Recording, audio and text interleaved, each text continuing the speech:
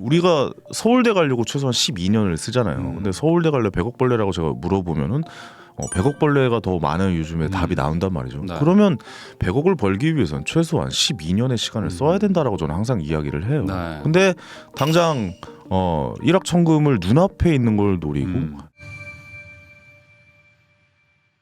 지난 1년간은 뭐 노동으로 네. 진짜 제 몸을 굴렸다. 예. 뭐 이렇게 좀 표현할 수가 있을 것 같아요. 근데 이제 그렇게 하신 이유가 사실 요즘에 이제 투자하기가 좀 어려운 그렇죠. 시절이다 보니까. 투자하기 어렵다기보다는 그러니까 지금은 선수들의 장이에요. 그러니까 전업 투자자분들 네. 예를 들어서 주식할 때 이런 횡보장이나 상승했다 하락했다 이렇게 좀 횡보하고 있는 장들은 진짜 전업 투자자들이 그러니까 하루 종일 차트를 볼 수 있는 사람이 네. 먹을 수 있는 장이다. 우리 같이 일을 해야 되고 다른 일이 있고 직장을 다녀야 되고 이런 분들에게는 네. 지금 시장은 사실 굉장히 어려운 장이고 부동산도 하락 시기였고 네. 주식도 많이 하락하고 지금 약간의 반등을 보이고 있지만 앞으로는 어떻게 흘러갈 수 있는 이 길의 방향을 모르는 그러니까 제가 생각하는 그 비겁한 지점들이 아니라는 거죠. 지금은 그냥 흘러가는 장들이에요.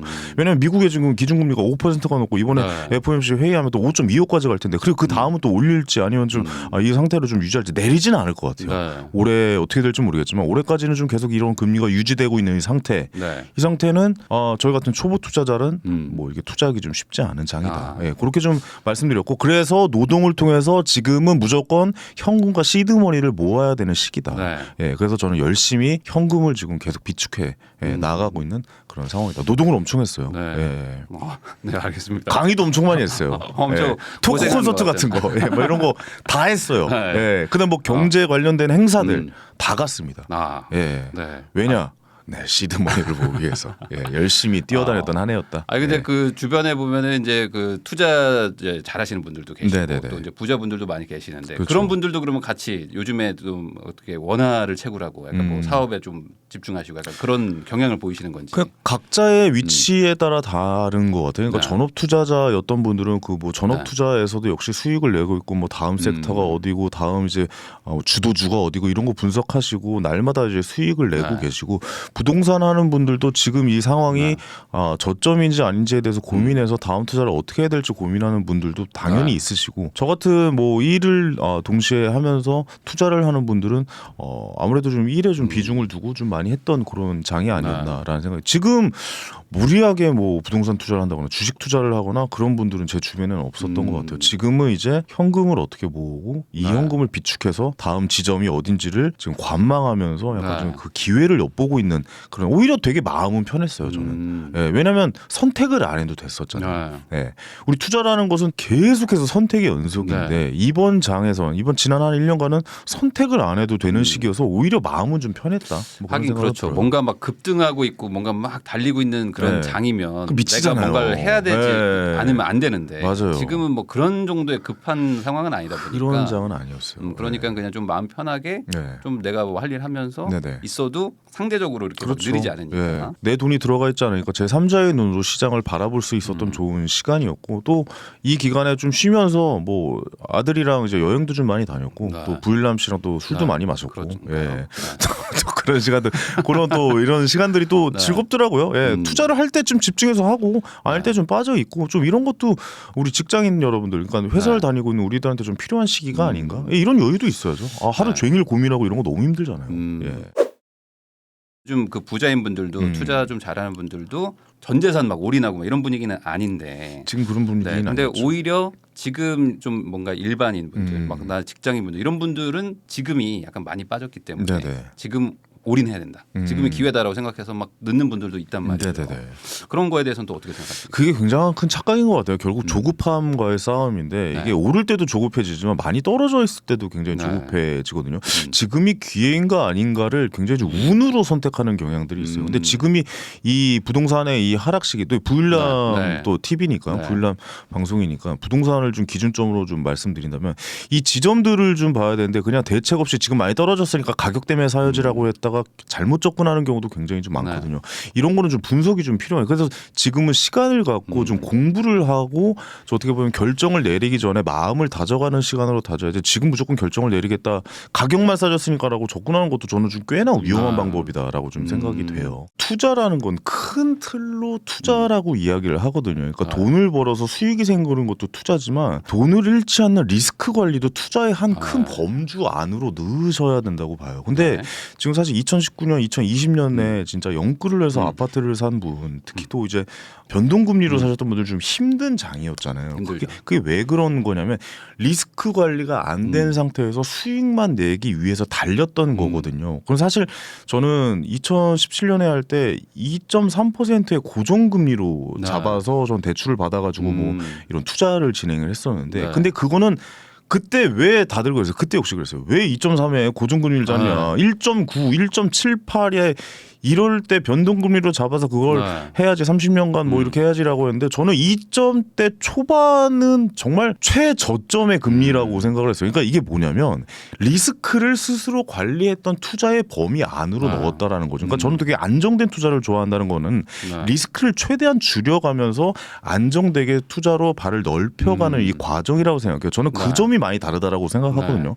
저는 그 뒤에 일, 그러니까 2021년 금리가 이렇게 올랐을 때 테이퍼링을 한다라고 했을 때 우리는 그 테이퍼링에 대해서 어떻게 받아들여야 되고 그럼 금리가 오르면 어디까지 오를 건지에 대해서까지 고민을 해봐서 결정을 내렸어야 되는데 당장 부동산이 오른다라는 그거의 심리 때문에 갑자기 거기 막 따라 달려가는 그 말에 위에 타려고 했던 게 굉장히 좀 힘든 상황을 좀 만들었을 것 같은 우리 또 시청자 여러분들도 계실 거란 말이죠. 그래서 투자라는 것은 크게 생각하셔야 됩니다. 투자를 해서 수익을 내는 것도 투자지만 리스크를 그 이후에 대출이나 이런 걸 통해서 어떻게 관리하는 것까지 이 큰 틀이 하나의 투자라고 좀 받아들이셔야 될 것 같아요. 근데 단순히 달립니다.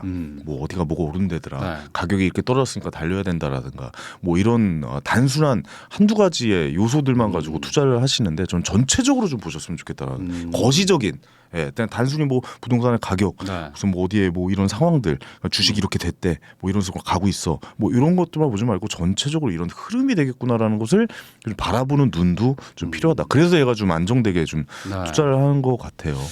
근데 이제 그런 마음도 있거든요. 왜냐면 이제 내가 뭐 소득이 좀 높거나 그러면은 이제 조금 안정적으로 나도 좀 굴릴 수 있을 것 같은데 그렇죠. 당장 내가 이제 소득이 좀 적다 보니까 이렇게 안정적으로 해가지고는 이제 답이 안 나온다고. 그러니까 뭔가 좀 이렇게 지를 땐 좀 질러야 된다. 그러니까 이런 느낌을 좀 받는 분들도 있다 보니. 아니 그러니까 젊은 층, 그러니까 청년들이 코인에 투자하는 이유를 그런 데서 찾을 수가 있어요. 왜냐하면 시드머니가 없으니까 1000%의 수익률이 나는 곳을 가서 막 보이니까. 1000%가 수익률이 나고 뭐 이게 내 인생을 바꿔줄 것 같고 그래서 이제 코인에 투자하다가 다시 실패를 맛보고 이런 도박 절대로 안 해라고 하지만 그건 본인이 도박처럼 한 거거든요. 그러니까 저는 그렇게 도박처럼 투자를 접근했다가는 사실 뜨거워하고 발 살짝 담그려고 했다가 그 밖으로 나갈 수밖에 없는 거거든요. 그러니까 저도 2014년에 개요 콘서트 잘렸잖아요. 저랑 얘기 많이 했었잖아요. 저도 아웃됐어요. 그럼 저도 수익이 안 나오는 상태인데 뭐 대기업 임원이셨다가 갑자기 뭐 이제 나가라라는 통보를 받고 그때부터 조급해져서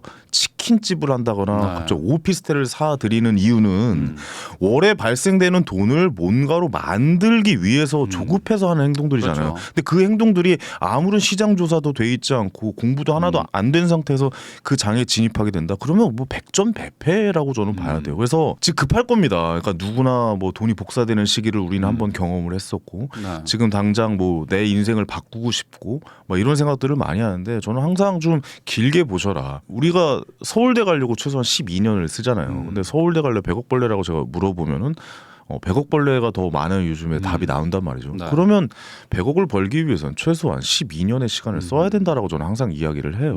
근데 일확천금을 눈앞에 있는 걸 노리고 뭐 이런 걸 보니까 결국 시간을 써야 되는데 시간을 쓸 생각을 안 해요. 근데 또 이렇게 하면 언제 해서 언제 돈 모아 언제 투자하고 언제 나는 부자가 돼라고 항상 그거 마음을 먹으시는데 저는 그 마음부터 일단 버리셔야 된다고 봐요.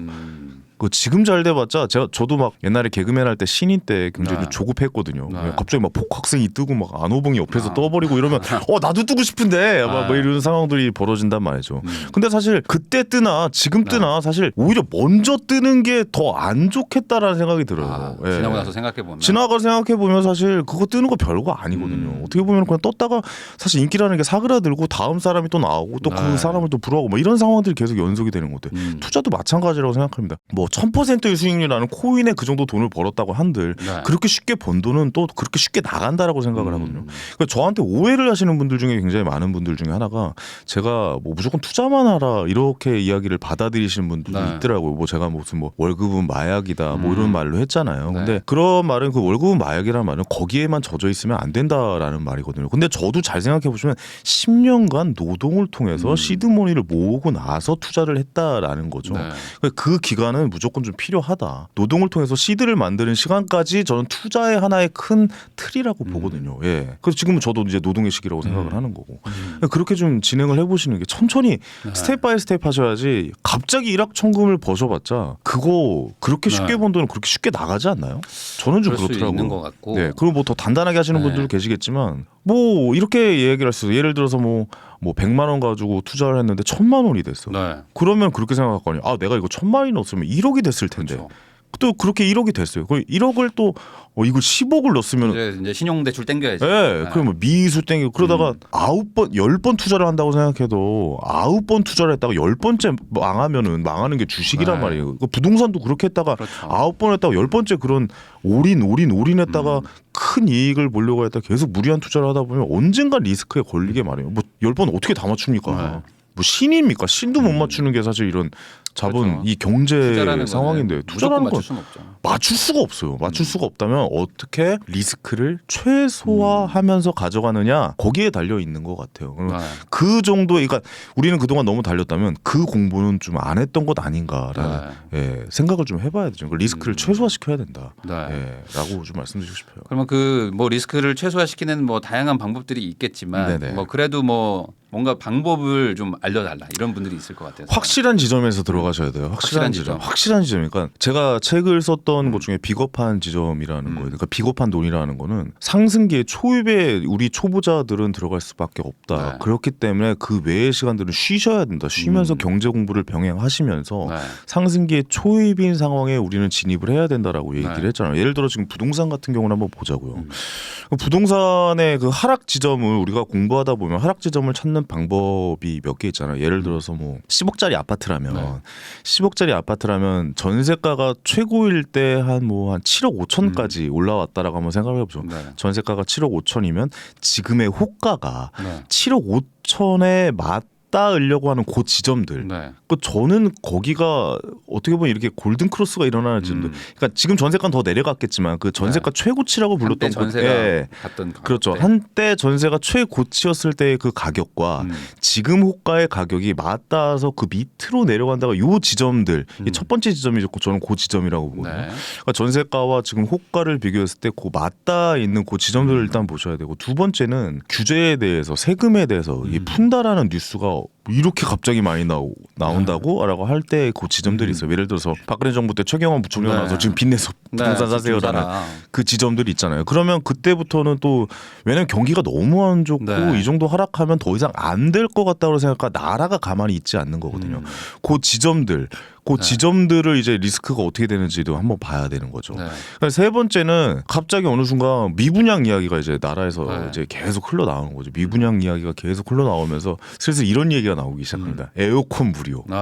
요즘에 이제 슬슬 나오죠. 에어컨 무료 다음에 뭐냐면 무료 확장이에요. 발코니 무료 확장입니다. 뭐 이런 지점들. 그러니까 더 최악의 상황에서 여기서는 여러분들 빚내서 부동산 사세요라고 뉴스에 나오고 또 한쪽에서는 이런 이 마지막은 뭐냐면 분양가 대비 30% 저렴하게 미분양 난 걸 팝니다라고 하는 건 그땐 저점이거든요. 그때는 저는 저점이라고요. 그 밑으로 더 나올 수가 없어요. 나라에서 그걸 가만히 볼 수가 없습니다. 그러니까 리스크를 관리하는 것은 그 지점까지 지켜보는 것이. 근데 이제 뭐 예를 들어서 1가구 1주택을 선택하신다거나 내가 그 위에서 살겠다라고 해서 이 정도 가격이면 됐다라고 하는 사람을 진입하셔도 되는 그런 상황이다라고 얘기를 하지만 이 저점은 맞죠. 완벽한 저점을 찍고 최저점에서 사서 최고점에서 팔겠다 이런 마인드 자체를 일단 버려야 되는 그거는 거고. 버려야 되죠. 이런 저점들이 주는 그 시그널들이 있단 말이에요. 네. 그러니까 그 시그널이 뭔지를 공부하면서 바라보고 리스크 관리를 이제 그런 식으로 좀 해나간다. 그러니까 저는 이 부동산 채널이다 보니까 부동산에 네. 관련해서 말씀드리면 그런 지점들을 좀 지켜보고 있다. 근데 지금 세금이 완벽하게 그러니까 뭐 국회에서 통과가 아직 법이 좀 안 됐으니까 네. 완벽하게 세금이 인하가 된 상황은 아니고 지금 지방 그러니까 서울은 아닙니다. 서울은 전세 최고가와 그 호가가 맞닿아 있지 않아요. 아직까지 그 전세가보다 그 호가가 위에 있고 지방 쪽은 사실 밑으로 내려온 곳도 있긴 네. 있더라고요. 네. 그다음에 옛날 뭐 경제부총리가 나와서 빚내서 집 사라라고 얘기하는 시점은 아직 아니죠. 네. 그러니까 앞으로는 어떻게 흘러갈 수 있을지에 대해서 정확하게 맞출 수는 없지만 완벽한 저점인가에 대해서는 이제 스스로 생각하고 공부해야 되는 지점이다. 예. 네. 그래서 기다려야 된다. 그래서 저도 얼마 전에 깜짝 놀란 게 뭐 브일람인가는 뭐 이런저런 얘기 많이 하니까 뭐 제가 사고 싶었던 아파트에 금매가 나왔는데 네. 그 전 이제 호가가 3억 정도 됐고 막 이제 그런 관련해서 막 경매도 나오고 있고 막 그랬는데 이번에 2억 8천 정도의 금매가 나왔는데 네. 좀 깜짝 놀란 게 3일 만에 나가더라고요. 3일 만에. 그러니까 지금 이런 지점들은 뭐냐면 바닥을 좀 다지고 있는 거구나라는 생각이 들더라고요. 왜냐하면 금매가 나오면 나가요. 네. 그 경매 시장 가보셨어요 요즘에? 경매도 지금 요즘 화랑이에요. 네. 결국에 그런 수요들은 계속 증가하고 있고 지금 2030들의 부동산 매수가 시작됐잖아요. 왜냐하면 취득록수가 1.1%고 네. 지금 뭐 이제 그 아파트에 뭐 주유세 뭐 감면도 해주고 그렇죠. 예, 대출 이자도 굉장히 싸게 해주고 대출 이자도 오히려 소득세에 포함시켜서 할인해주겠다. 예, 뭐 그 이자 내는 것을 소득세에서 깎아주겠다라고까지 발표가 나다 보니까 지금이 기회 아닌가라는 접근을 하고 있다라고 봐요. 뭐 제가 맞출 수는 없지만 네. 바닥을 다지고 있는 지금 상황이다 부동산은. 그러면 좋은 기회가 또 올 수 있는 그런 상황이지 않을까라는 생각도 좀 그러니까 들기도 어떤 합니다. 시그널을 공부한 다음에 시그널이 올 때까지 기다리는 것도 투자인데. 그렇죠. 쉼도 투자예요. 쉬는 것도 투자라고 봅니다. 예. 근데 이제 쉬는 도중에 누가 네. 돈 벌었다, 네. 또 반등했다 이런 얘기들을 또 보다 보니까 흔들리지 마셔야죠. 그거는 왜 나도 노동해서 열심히 벌어놔야죠. 네. 왜 투자를 하기 위해서는 뭐 이렇게 노동을 해서 그동안 이제 시드머니를 더 불려놔서 그 돈으로 이제 좀 해보는 것도 좋은 그 상승기를 대비하는 지금 우리의 네. 자세다. 왜냐면 금리가 이렇게 올라가 있는데 네. 갑자기 부동산 폭발적인 상승이 온다. 이거는 이런 건 불가능한 거예요. 쉽지는 않죠. 예, 아무래도. 근데 이제 시그널들이 나오겠죠. 뭐 금리를 인하하겠다라느니 동결시키겠다더니 뭐 FOMC 회의에서 이제 더 이상 금리를 올리지 않겠다더니 뭐 이렇게 상황이 갈 수도 있고. 근데 약간 좀 불안한 게 지금 또 어떤 상황이 올 수도 있다면 미국에서는 상업용 부동산, 그러니까 리츠라는 그 가격의 흐름을 보면 알 수 있거든요. 그러니까 상업용 부동산 쪽이 위기가 올 수도 있다. 이렇게 금리를 계속 올린다면 뭐 이런 시그널들이 나오고 있긴 하거든요. 그러면 더 이상 FOMC 연준 의장이 더 이상 금리를 올리지 않겠다라고 이제 나올 수도 있는 상황이고. 왜냐면 더 올려봤자 약한 고리가 터지니까. 그러면 굉장히 좀 심각한 상황으로 갈 수도 있고 막 그런 연결고리들을 생각을 해보면 그럼 우리나라는 지금 두 번째 지금 금리를 동결시켰단 말이죠. 이걸 왜 우리나라는 금리를 동결시켰을까라는 거 고민을 이게 다 연결고리가 돼 있다는 얘기죠. 그 고민을 한번 해야 돼. 왜 동결시켰을까요? 부동산 쪽에 아무래도 좀 문제가 생긴 건 아닌가? 왜냐면 건설사가 지금 울산 쪽에서 울산인가 어디 저기 맞아요. 뭐 경상도 쪽에서 좀 창원인가 어디서 지금 대우건설인가 아마 거기서 400억이 넘는 곳을 포기했잖아요. 그거 안 한다고 그러죠. 분양 안 한다고 그러잖아요. 그러면 그 더 큰 손해가 날 수 있을 것 같으니까 미리 포기를 해버리고 지금 제가 알고 있기로는 건설사에선 분양 올스톱입니다. 지금 분양해봤자 남는 게 없어요. 원자재 이렇게 올라가 있고 지금 해봤자 공급이 안 된다는 상황. 지금 공급이 안 되고 있잖아요. 공급이 안 되면 어떻게 되겠습니까? 나중에.